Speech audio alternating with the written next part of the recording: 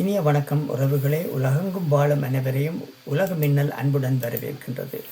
இன்றைய பதிவாக இரண்டாவது பதிவு, ஐரோப்பிய நாடுகள் ஓய்வூதிய செலவில் எப்படி ஒப்பிடப்படுகின்றன. ஓய்வு வாழ்க்கையை பற்றி யோசிக்கும் பொழுது ஒரு முக்கியமான கேள்வி வருகின்றது. எந்த நாடுகள் தங்களின் ஓய்வு பெற்ற மக்களை சிறப்பாக பாதுகாக்கின்றன? லக்சம்பர்க் ஓய்வு பெற்றவர்களுக்கு வருடத்துக்கு 32,000 யூரோக்களுக்கு அருகில் வழங்குகின்றது. உயர்ந்த சம்பளம், வலுவான வங்கி மற்றும் நிதித்துறை மற்றும் தனியார் ஓய்வூதிய திட்டங்கள் ஆகியவற்றை இதற்கு உதாரணமாக உள்ளன. அடுத்ததாக நோர்வே மற்றும் டென்மார்க்.